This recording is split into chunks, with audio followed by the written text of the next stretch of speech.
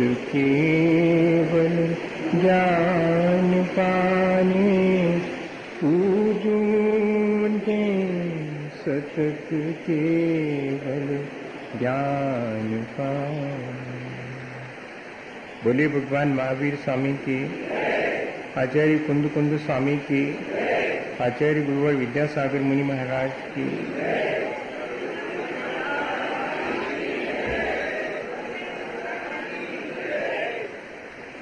हम सभी लोग पिछले कई दिनों से लगातार एक ही बात पर विचार कर रहे हैं कि हमारा जो शेष जीवन रहा है उसे हम कैसे व्यवस्थित करें, उसे हम कैसे और बेहतर ढंग से जीने के लिए पुरुषार्थ कर सकें। जीवन को बेहतर बनाने के लिए ज़रूरी है कि जिन्होंने अपने जीवन को आदर्श बनाया है उनके प्रति हमारे मन में श्रद्धा हो और हम इतने आत्मविश्वास से भर जाएं कि उनके बताए हुए मार्ग पर चलकर हम भी अपने जीवन को अच्छा बनाने की शुरुआत करें। पर उस श्रद्धा के हो जाने पर, उस श्रद्धा के साथ हमारे जीवन में बहुत सारी गुणों की प्राप्ति हो जाने के बाद भी कुछ ऐसी कमजोरियां हमारे भीतर रह सकती हैं जिन्हें यदि हम सावधान रहकर नहीं निकालते हैं तो वे छोटी छोटी सी कमजोरियां भी हमारी श्रद्धा को नष्ट करने में कारण बन जाती हैं।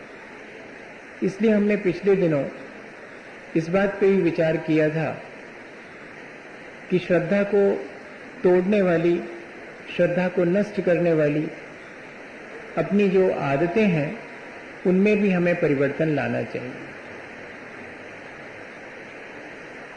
यदि श्रद्धावान व्यक्ति विवेक शून्य हो तो उसकी वो श्रद्धा ज्यादा समय तक स्थायी नहीं रहती। इसलिए श्रद्धावान व्यक्ति का विवेकवान भी होना बहुत जरूरी है। विवेक के मायने ये है कि एक ऐसा ज्ञान जो भले बुरे के लिए हमें अलग अलग पहचान करा सके, एक ऐसी समझ जो हमें ये बता सके कि हमें किस दिशा में अपने जीवन को आगे ले जाना चाहिए और किस चीज से हमें बचना चाहिए। ऐसा ये विवेक जो हमारे भले बुरे का हमें पहचान कराता है और हमें इतना ही नहीं बुरे से बचा लेता है और भला करने के लिए प्रेरित करता है, ऐसा विवेक हमारे जीवन में जागृत हो। और एक और चीज कि हमारी कोई भी क्रिया हम जो करें वो विवेक शून्य नहीं होनी चाहिए। हम सुबह से शाम तक अपने संसार के काम भी करते हैं और अपने जीवन के कल्याण के लिए भी कुछ काम करते हैं। वाणी, मन और शरीर सबसे करते हैं। तो जो भी हम करें, चाहे वो संसार में किया जाने वाला कार्य हो या कि वो धर्म क्षेत्र में किया जाने वाला कार्य हो, हम ये सावधानी रखें कि उस कार्य से हमारा और दूसरे का उपकार होता हो तो ही हम उस कार्य को करें। अपने और दूसरे को क्षति पहुंचाने वाले कार्य हम ना करें, ऐसा विवेक हमारे मन में हो। बहुत सारे ऐसे काम हैं जो हमारे श्रद्धा को मलिन करने वाले हैं, जो हमारे अहिंसा धर्म को दूषित करने वाले हैं। उन कामों को हम ना करें। हमारी श्रद्धा को मलिन करने वाली हैं हमारी अपनी मूर्ताएं, चाहे वो लोक में प्रचलित मान्यताएं हों या कि हमारी अज्ञानता के चलते हमने देव शास्त्र गुरु का ठीक स्वरूप जानते हुए भी जो देव गुरु शास्त्र नहीं है, जो अभी संसार में ही अपना संसार बढ़ाने में लगे हैं, उनको भी हमने ब्रह्मवश और सच्चे देव मान करके या गुरु मान करके उनकी प्रशंसा करी हो, तो उसे भी हमें संशोधित करना चाहिए और हिंसा हमारे कार्यों में ना हो, इस बात का भी हमें ध्यान रखना चाहिए।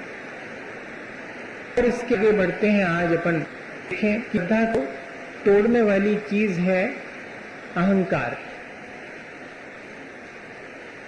ये ऐसी चीज है, ये ऐसी कमजोरी है हमारे भीतर जो हमारी श्रद्धा को धीरे धीरे करके नष्ट कर देती है।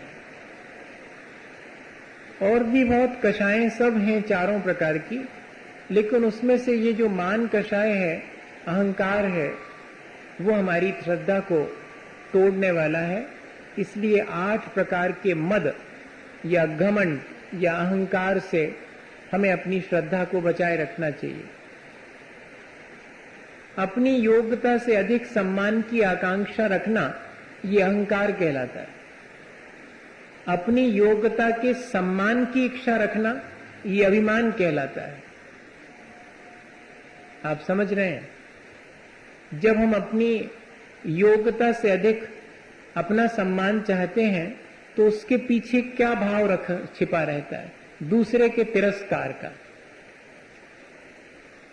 और अपनी योग्यता का सम्मान चाहते हैं, यह अभिमान कहलाता है। इसके पीछे भी किसी न किसी दूसरे व्यक्ति के तिरस्कार का भाव छिपा ही रहता है। जहां अहंकार है, वहां दूसरे के तिरस्कार का भाव छिपा ही है, बिना उसके होता नहीं है। मान कषाय अगर है, तो दूसरे को डिफीट करने का, दूसरे को गिराने का, दूसरे के तिरस्कार करने का भाव भीतर में छिपा ही रहता, दिखता नहीं, सहसा नहीं दिखाई पड़ता। मैं बड़ा हूं, ये साबित करने के लिए दूसरे को छोटा किए बिना तो संभव ही नहीं है।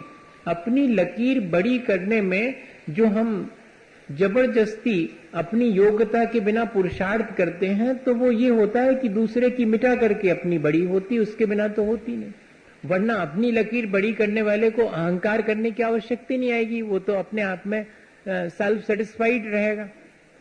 इसलिए जब भी हमें अपनी योग्यता से अधिक सम्मान की इच्छा अपने मन में जागृत हो, तो सावधान होना चाहिए।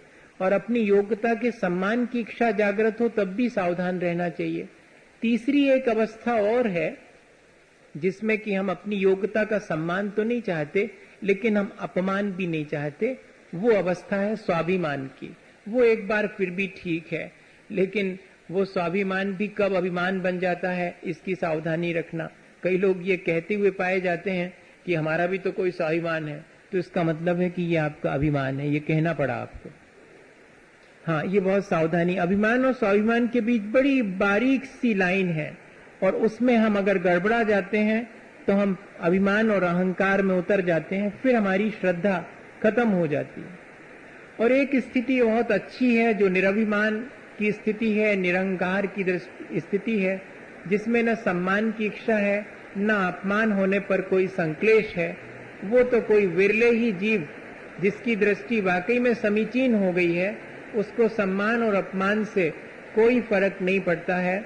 हम वास्तव में वही अवस्था पाना चाहते हैं। उसके लिए ही हमारा अपना जो भी हम अपने जीवन में करते हैं, उसी उद्देश्य की पूर्ति के लिए करते हैं। ये हमें ध्यान में रखना चाहिए। अहंकार कितने तरह से हमारे भीतर प्रवेश करता है, कितने रूपों में प्रवेश करता है, ये हमें थोड़ा सा देख लेना है, ताकि जब अहंकार हमारे भीतर प्रवेश करे तब हम उसे समझ सकें। अपना अहंकार अपने आप को ही समझ में नहीं आता, दूसरा अहंकार कर रहा है तो हम कहते हुए पाए जाते हैं कि देखो कितने अहंकारी हैं, कितनो मान है इनको। लेकिन अपन जब मान करते हैं, अपन जब अहंकार करते हैं, तो अपने को नहीं समझ में आता, अपने को तो लगता हम ठीक कर रहे हैं। इसलिए जब भी हमारे भीतर ये अहंकार प्रवेश करे और हमारे मन को घेरे, हमें सावधानी रखनी चाहिए। जैसे बच्चे लोगों को कहा जाता है कि कोई प्रयोग कर रहे हो तो ऑब्जर्वेशन के साथ साथ प्रिकॉशंस भी ले लेना, सावधानियां रखना, ताकि तुम्हें प्रयोग के ठीक ठीक निष्कर्ष मिल सकें। अपने जीवन में भी जब अपन एक प्रयोग कर रहे हैं कि मेरी श्रद्धा मेरे ही अहंकार से नष्ट हो जाती है। जैसे कि किसी को दीपक हाथ में मिल जाए जला हुआ, तो कई बार ऐसा होता है कि वो बाहर की हवाओं से नहीं बुझता, हमारी ही सांसों से बुझ जाता है। ये बड़ा सावधानी का मामला।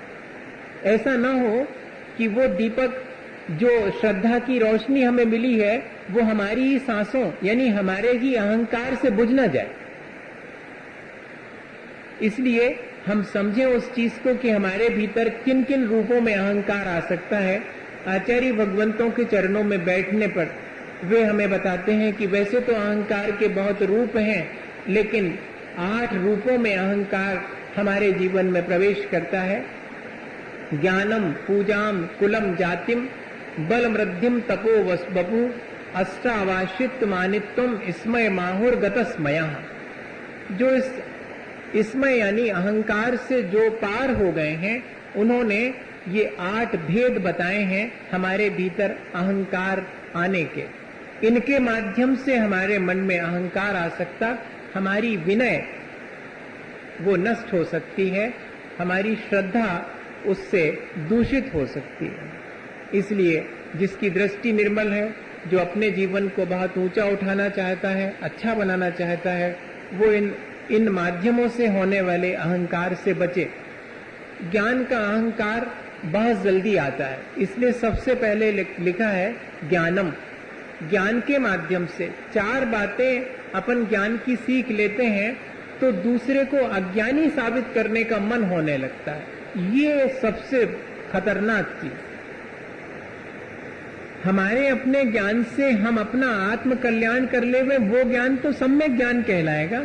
लेकिन होता यह है कि 4 बातें धर्म की या 4 बातें हम यहीं से कोई ज्ञान की उपलब्ध कर लेते हैं, तो हम फिर 4 लोगों के बीच ऐसा प्रदर्शित करते हैं कि जैसे हमसे ज्यादा कोई ज्ञानी नहीं है और तुमसे ज्यादा कोई अज्ञानी नहीं, हम ही जानत सब कछु, तुम का जानत कछु, पढ़े लिखे हो नहीं है। ऐसा मन में कहते नहीं है, लेकिन प्रदर्शित अपने अंदर यही करते हैं। सामने वाले को डिफीट करने के लिए, उसकी बात को तर्क देकर के नीचा करने के लिए हम अपने ज्ञान का प्रयोग करते हैं। हमारे अपने शयोपशम का प्रयोग अगर हम देखें दिन भर में, तो हम पाएंगे कि हम अपने ज्ञान से दूसरे का तिरस्कार ही करते हैं, दूसरे को नीचा ही दिखाते हैं। यही तो हमारे ज्ञान का अहंकार है, और क्या। जैसे कि कोई अगर किसी को कहे कि ये चीज ऐसी नहीं है, अच्छा रहने दो, जैसे तुम ही जाना तो हमें सोई मालूम है।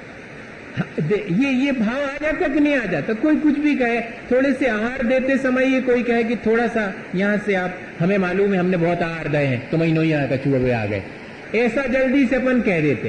कोई रास्ते से अपन को ठीक स्थान बताएगा कि भैया ऐसे न बैठो, ऐसे बैठ जाओ, तब भी अपने मन में आ जाती ये चीजें। ये क्या चीज है? ये अहंकार का रूप है, वो ज्ञान के रूप में हमारे अंदर प्रवेश कर जाता है। हमें विचार क्या करना चाहिए इस अहंकार को दूर करने के लिए? आपको मेरी आवाज ठीक से सुनाई पड़ रही? पानी के बीच में भी मुझे अपनी आवाज नहीं सुनाई पड़ रही असल में। हाँ, आचार्य जी ने बहुत तेज बारिश में एक बार आहार जी में प्रवचन बंद कर दिया था। मुझे वो घटना याद आ रही, इसलिए मैंने आपसे पूछ लिया, क्योंकि उन्होंने, जब हम लोगों ने पूछा कि आपने बंद क्यों कर दिया, तो बोले हमें अपनी जो सहज आवाज है उससे ज्यादा तेज बोलना पड़ा, तो अपने ही प्राणों का घात होगा, इसलिए बंद कर दिया। तो मैं इससे ज्यादा तेज नहीं बोल सकता, अगर आपको नहीं सुनाई पड़ रहा है तो मुझे बता दें, ठीक है? चलने दें। हमें ये विचार करना चाहिए कि जैसे अपन ने जीवन में अपने एमए किया, मान लो अब एमए किया अपन ने, और उसके बाद पूरा जीवन अपना व्यतीत हो गया और अपना जीवन समाप्त भी हो गया। अब अपन दूसरी जगह चले गए, दूसरा जन्म हो गया, तो क्या वो ज्ञान साथ में जाता है? बिल्कुल नहीं जाता। अगर साथ में जाता होता तो फिर अनार का फिर से नहीं पढ़ना पड़ता। फिर तो अपन ये कहते कि हमें तो पहले से पढ़ के आया, अब तो पीएचडी का है। ऐसा होता है क्या? आज तक कोई भी इधर इधर कितने भी पढ़ा लिखा हो और मरण के बाद में फिर से उत्पन्न हो तो अनार से शुरू करना पड़ता।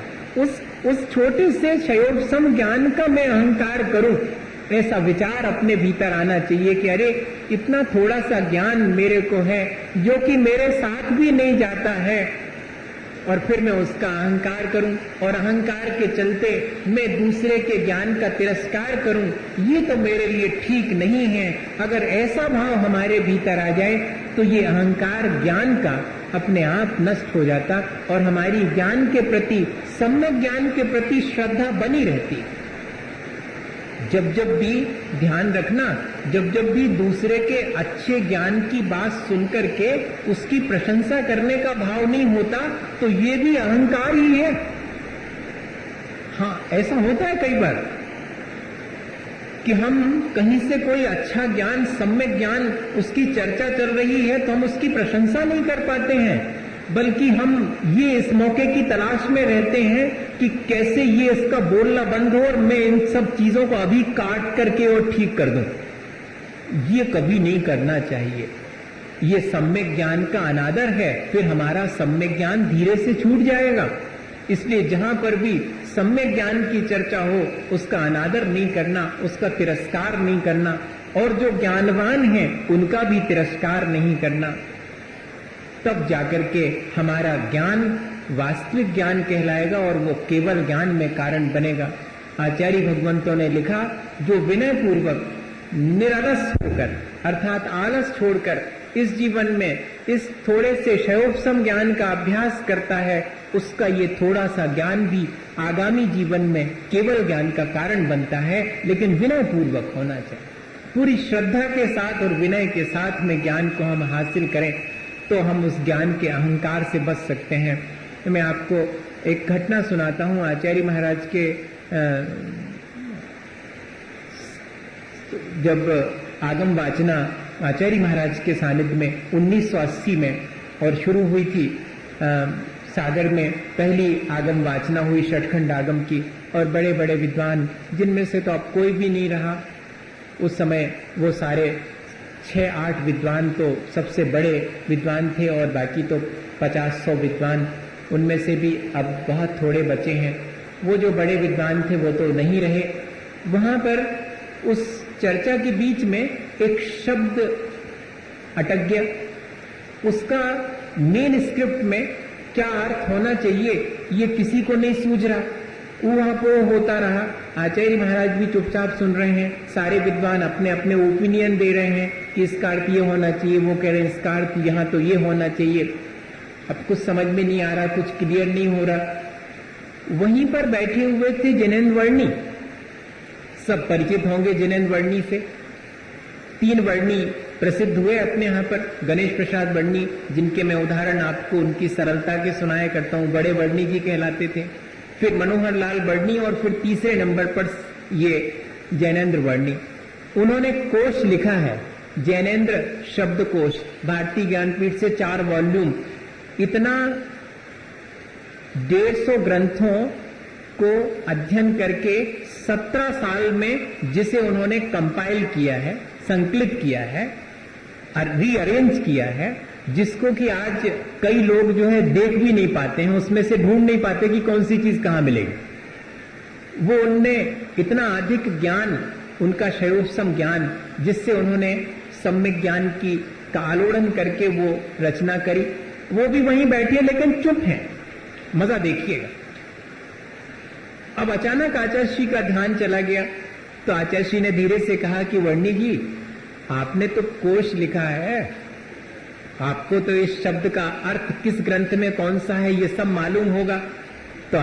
तो उन्होंने हाथ जोड़ लिए और फिर क्या बोले कि आपकी आज्ञा हो तो कहूं। तो आचार्य जी ने कहा, हाँ बहुत बहुत, आप बोलिएगा। तो उन्होंने उसका अर्थ जो अलग अलग ग्रंथों में था वो सहर्ष बता दिया।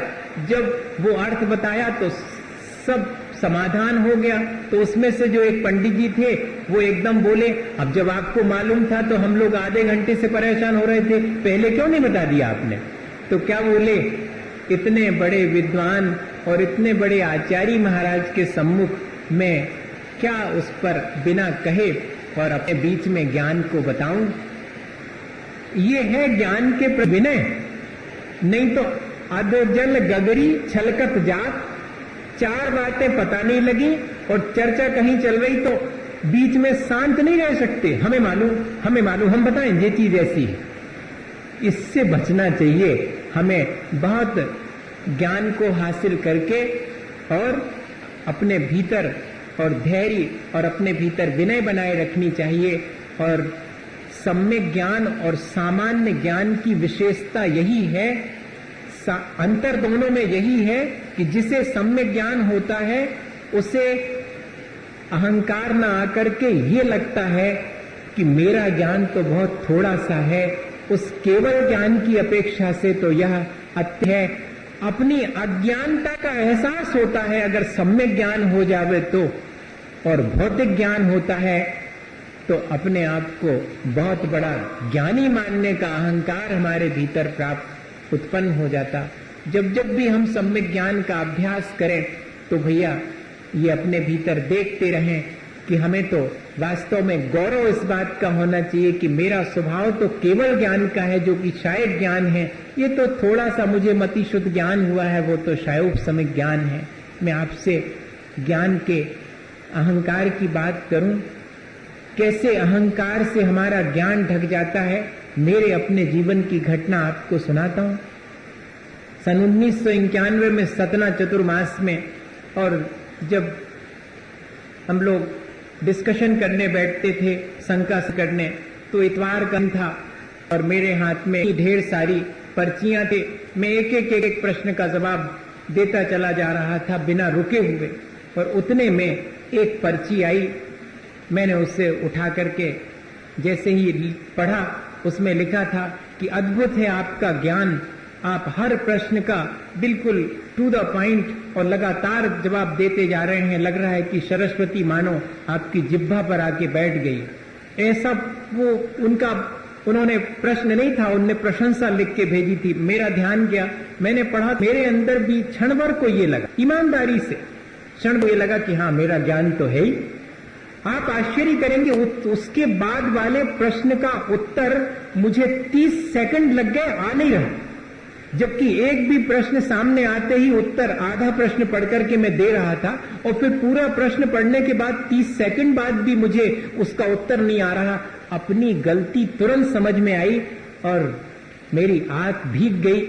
आचार्य महाराज को स्मरण किया कि मैंने व्यर्थ अहंकार किया, और उसके बाद फिर ज्यों के त्यों उत्तर आना शुरू हो गए। ये क्या चीज थी?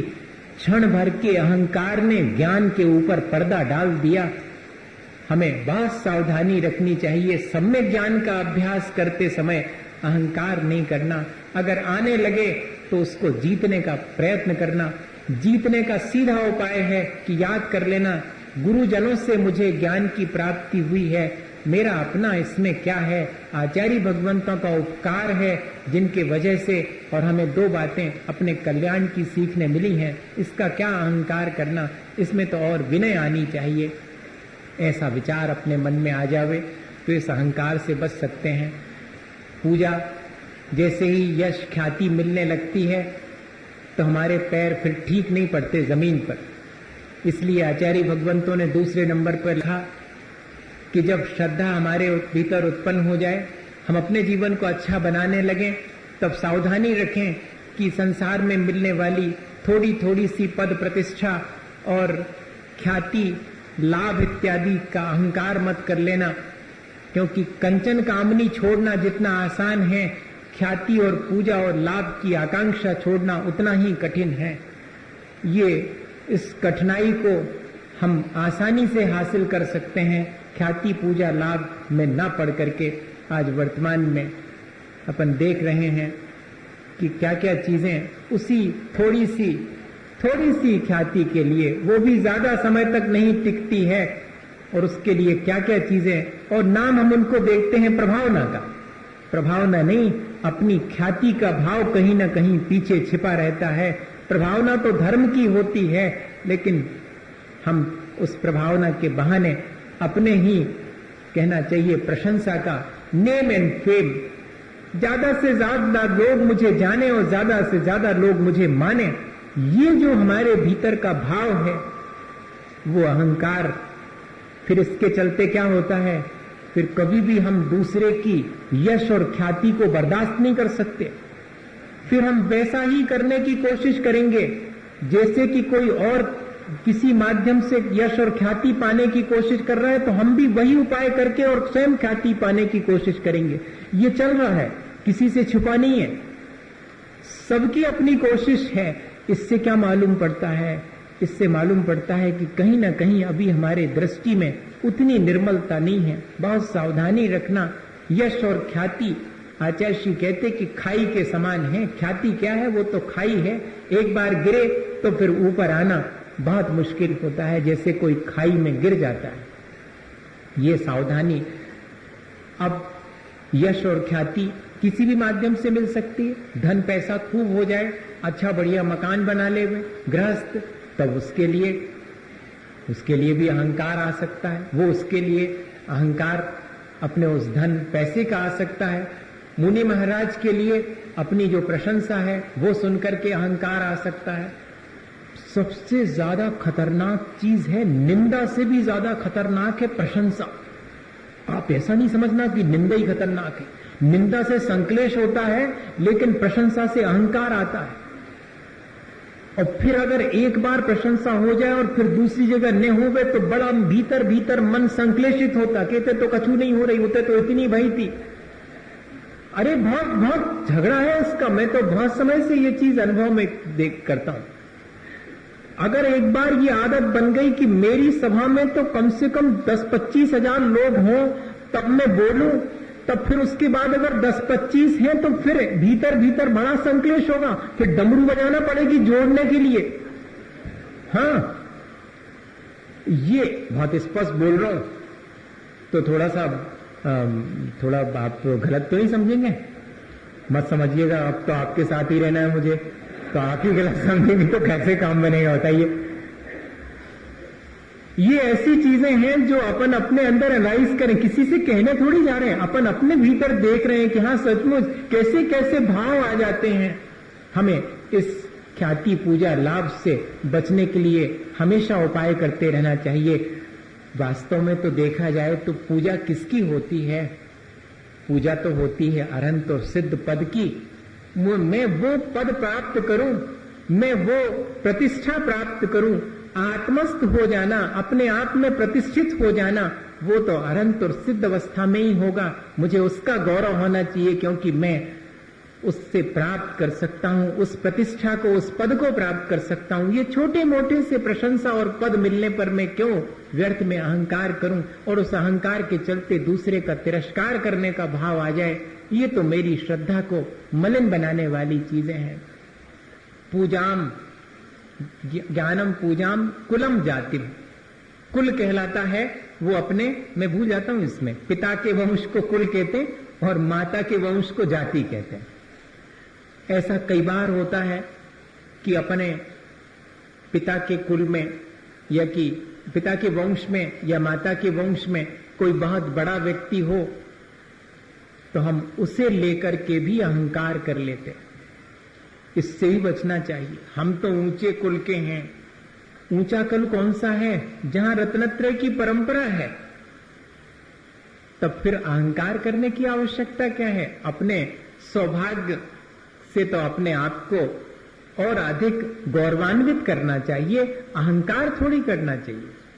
हम उस परंपरा के हैं जो तीर्थंकर आदिनाथ भगवान की है। हम तो उस कुल और उस जाति के हैं। ये छोटी छोटी सी जो जातियां हमने बना ली हैं, जो कुल बनाए हैं हमारे अपने संसार में, उनका क्या अहंकार करना, क्या ऊंचा कुल और क्या नीचा कुल।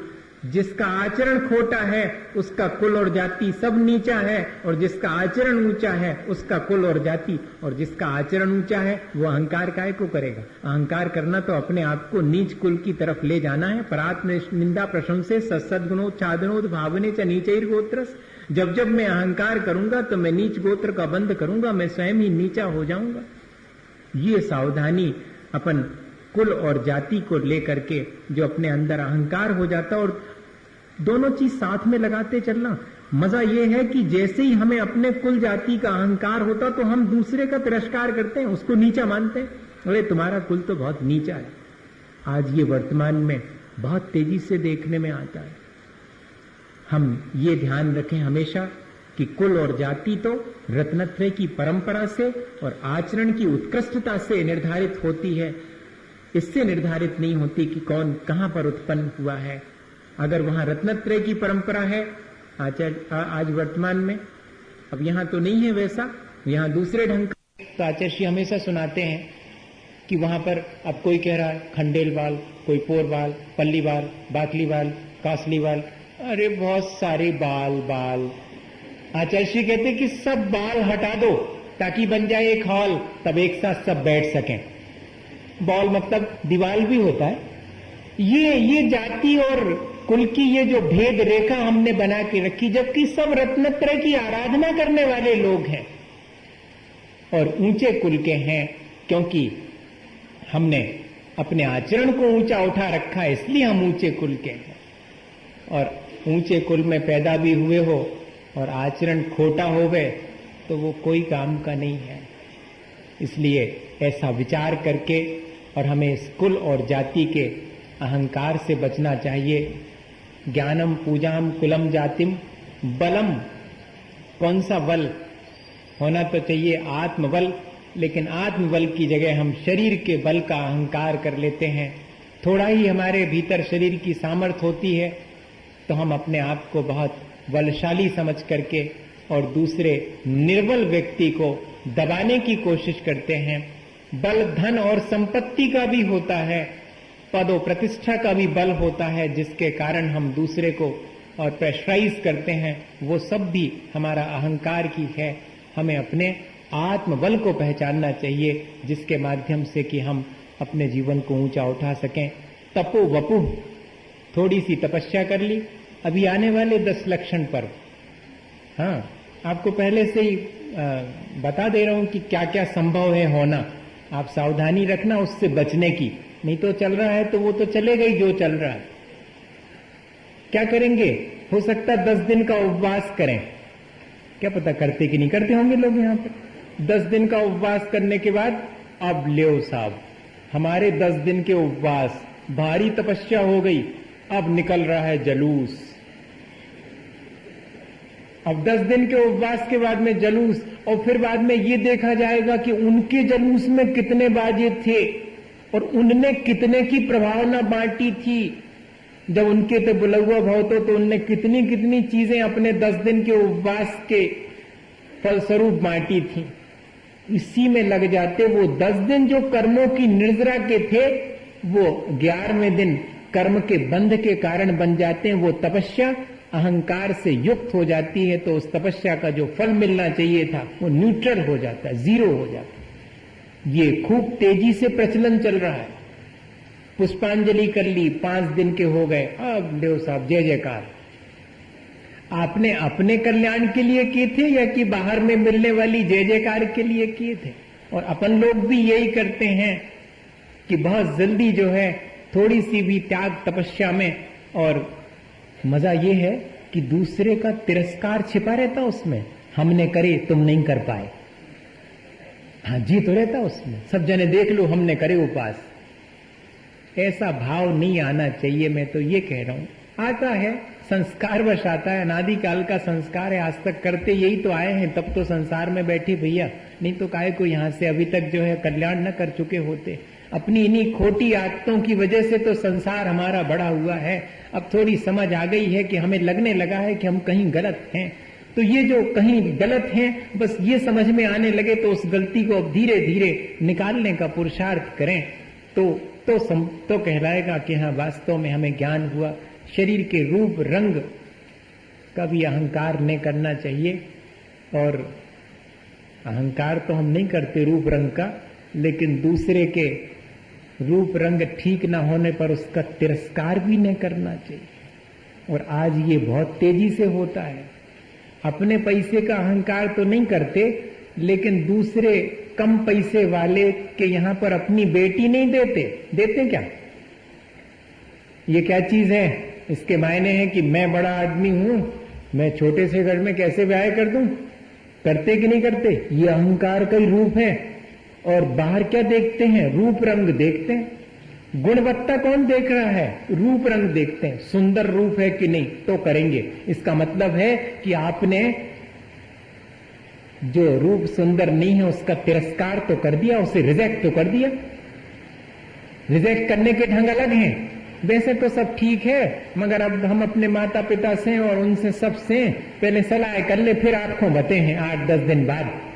बताऊं ने कहा है कह दो ना मुंह पे कि हमें नहीं लग रहा अच्छा। लेकिन नहीं, वो अपना स्टाइल देखो अहंकार का, तिरस्कार करने का।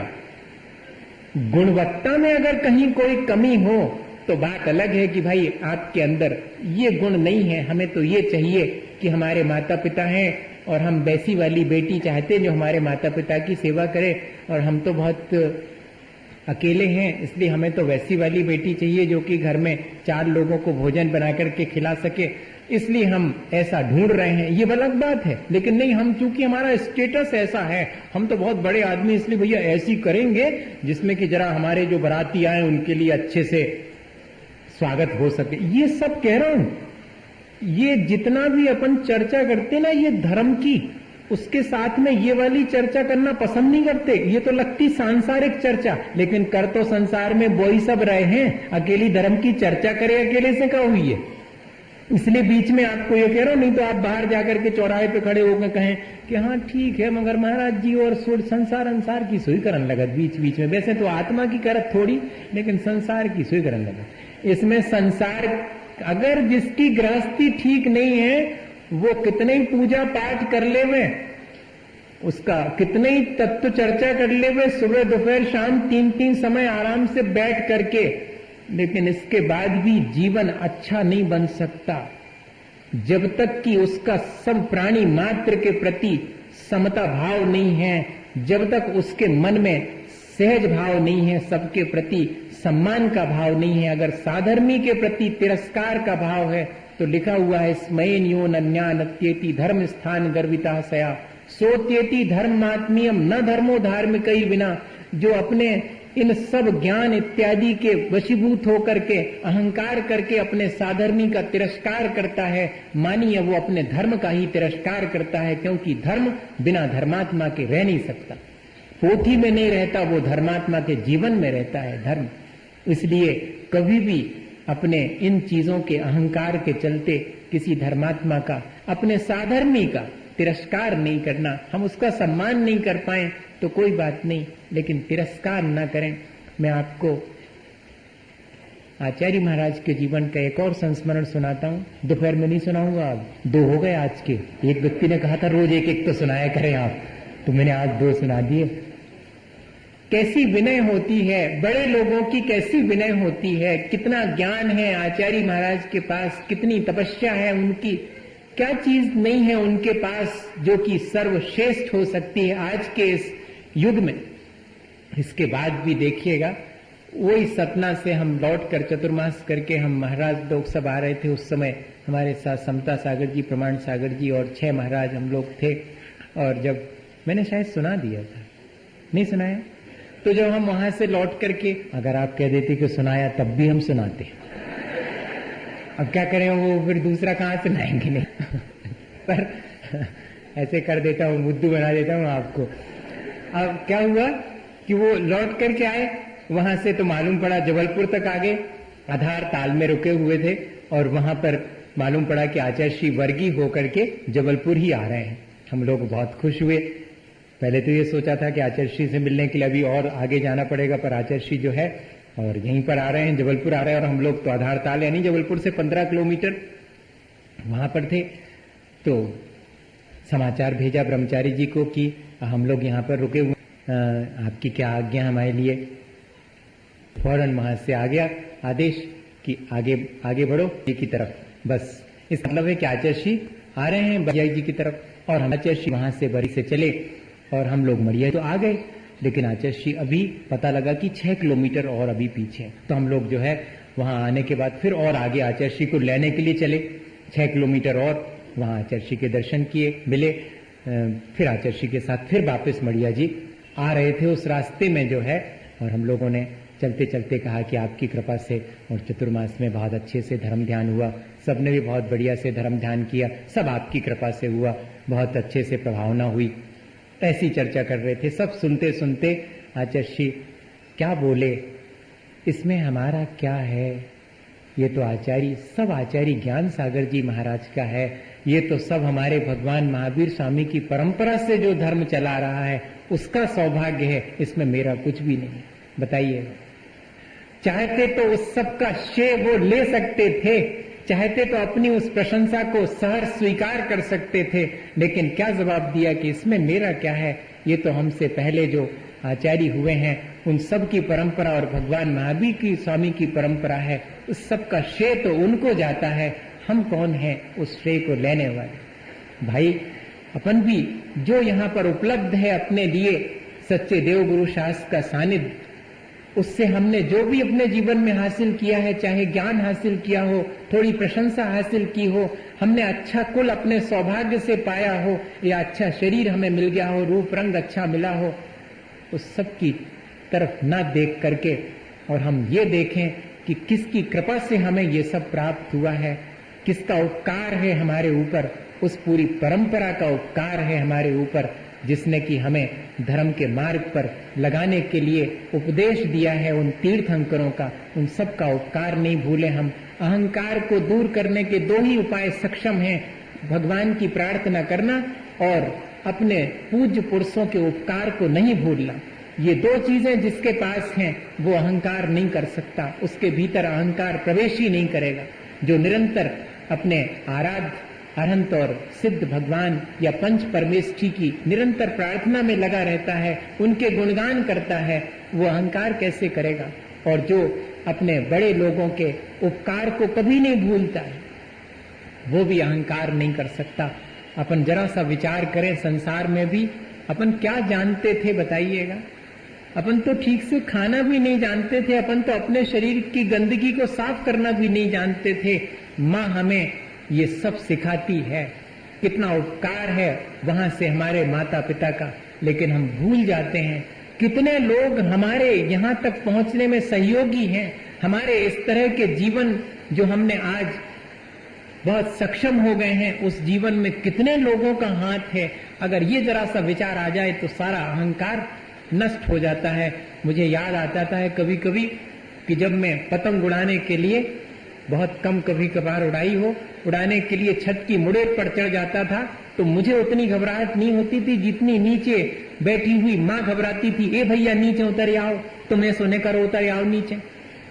हम ऊपर खतरे में हैं तो हमारी छाती नहीं धड़क रही है, नीचे शांत बैठी हुई माँ को देख करके उसकी छाती धड़कती है। ये क्या चीज है? ये उपकार है उनका हमारे ऊपर, और हम भूल जाते हैं। सच्चे देवगुरु शास्त्र का उपकार तो ना भूलें भैया। उस उपकार के कारण ही जो है आज हम अपने जीवन को जो जितना अच्छा बना पाए हैं वो सब उनके ही द्वारा हमें मिले हुए मार्गदर्शन से बना है। ऐसा अगर भाव हमारे जीवन में आ जाए तो अपनी इन छोटी छोटी सी उपलब्धियों के बीच और हम शांत रह सकते हैं। हम दूसरे साधर्मी का कभी तिरस्कार नहीं करेंगे अगर ऐसा उपकार का भाव आ जाए। देखिएगा कभी आता है उपकार का भाव, मुझे तो आ जाता है। जिन्होंने हमें धर्म ध्यान करने के लिए ये तैयारी करी, उनका उपकार नहीं है लेकिन हम तो सोचते हमने तो पैसा देंगे, करवाओ, है उसका उपकार है, हमें पैसा दे नहीं, लेकिन ये भी उपकार है। फर्श बिछाने वाले का हमारे ऊपर उपकार है कि उसने फर्श बिछाया, तब हम यहाँ बैठ के धर्म ध्यान कर रहे हैं। ये सब चीजें अगर जरा सा मन में ऐसा विचार आ जावे तो हमारा अहंकार अपने आप नष्ट हो जाएगा कि अरे मैं किस बात का अहंकार करूं, मेरे अपने जीवन में सुबह से शाम तक कितने लोगों का सहयोग मुझे मिलता है, तब मेरा जीवन चलता है और मैं व्यर्थ ही अहंकार करता हूं। ऐसा विचार करने जॉर्ज वॉशिंगटन हुए हैं तो विदेशी, लेकिन एक दिन जो है वो रास्ते से चले जा रहे थे और देखा उन्होंने कि एक ठेकेदार खड़ा हुआ, मजदूरों से काम करवा रहा है, ट्रक में लोड हो रहा है सामान। एक मजदूर वो अपना सामान उठाते उठाते और उससे स्लिप हो गया तो नीचे गिर गया, वो भी गिर गया, उसको भी लग गई। लेकिन ठेकेदार जो खड़ा हुआ वो उसको डांट रहा है कि तेरे से बोझा नहीं उठता है तो निकल जा तू बाहर, मुझे तो मजबूत व्यक्ति चाहिए बोझा उठा के ऊपर ले जाने वाले। उसको चोट पहुंच गई है, उससे उठ नहीं रहा है, फिर भी उसको जो उठाने के लिए तो वाशिंगटन धीरे से आकर के और उसके बोझे को सहारा दे करके उसके सिर पे रखवा देते हैं। और ठेकेदार वहीं पर ऐसे खड़े हुआ है तो उसके पास जाकर के कहते हैं कि ऐसी कभी जरूरत पड़े बोझा वगैरह उठाने की तो मुझे याद कर लिया करे, मेरा नाम जॉर्ज वाशिंगटन है, मैं वहां रहता हूं। इतना सुनना था कि उसकी हालत, जिसका बोझा उठाया था वो तो चरणों में पड़ा हुआ है और जो बोझा उठवा रहा था वो भी एक बार सोच में पड़ गया, माफी मांगने लगा। तो वाशिंगटन ने क्या कहा कि मैं तो तुम्हें माफ करता हूं, कोई बात नहीं, लेकिन एक ही चीज ध्यान रखना, कभी भी किसी भी काई को तुच्छ मत समझना और किसी भी जीव को तुच्छ मत समझना, अपने आप को बड़ा मत समझना। यहाँ सब देखा जाए तो समान ही है, सब अपना संसार भोग रहे हैं, किसी को कमती दुख है, किसी को ज्यादा दुख है। हमें तो सबके प्रति सहानुभूति रखनी चाहिए। जैसे कि जैनेन्द्र कुमार ने लिखा कि यहाँ सब देवता से कम और पशु से ज्यादा हैं, इसलिए हमें सबके प्रति सहानुभूति रखनी चाहिए। भैया, अगर ऐसा भाव हमारे भीतर बना रहेगा तो ही हमारी श्रद्धा बनी रहेगी और हमारा जीवन ऊंचा उठता रहेगा। हमें कभी भी अहंकार करके वशीभूत होकर अपने साधर्मी का तिरस्कार नहीं करना चाहिए और अपने अहंकार से हमेशा बचते रहना चाहिए। सभी जीवों के प्रति सहानुभूति का भाव रख करके अपना कल्याण करें। इसी भावना के साथ बोलिए आचार्य गुरुवर विद्यासागर मुनि महाराज। हे गुरुवर शाश्वत सुख दर्शक, यह नग्न स्वरूप तुम्हारा है, जग की नश्वरता का सच्चा दिग दर्शन करने वाला है। क्योंकि रची पच कर गाफिल निद्रा में सोता हो, अथवा वह शिव के निष्कंटक पथ में निष्कंटक बोता हो अघनिशा का सन्नाटा, वन में वनचारी चरते हो, तब शांत निराकुल मानस तुम तत्वों का चिंतन करते हो। करते तप सैल नदी तट पर, तरुतल वर्षा की घड़ियों में, समतारस पान किया करते सुख दुख दोनों की घड़ियों में। अंतर द्वारा हरती वाणी, मानो लड़ती हो उलझड़ियां, भव बंधन तड़ तड़ टूट पड़े, खिल जावे अंतर की कलियां। तुम सारानी क्या कोई हो, जग को देवी जग की निधियां, दिन रात लुटाया करते हो, शम शम की अविनश्वर मणियां। प्रणाम हे ज्ञानी दीप आगम, प्रणाम हे शांत्याग के मूर्तिमान शिवपंथी गुरुवर। क्या तमना से को ज्ञान के प्रकाश देखो, आपा पर भास देखो, द्रव्यदान देखो, वंद विषदान सुपर पिचान देखो, परम प्रमाणी है अनुभव बताए देखो, जीवों के जताए देखो, काबू न सताए देखो, भाग्य और आनी है। कहाँ तार पार वेको पार के उतार वेको सुख विस्तार वे यही जिन वाणी है। जा वाणी के ज्ञान ते सूझे लोकालोक सो वाणी मस्तक नमो सदा देत उदक चंदन तंदुल पुष्प कई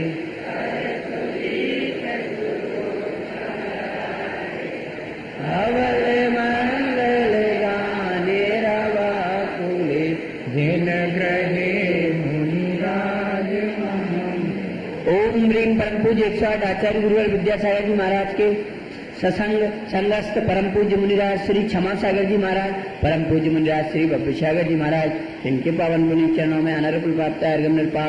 स्वाहा।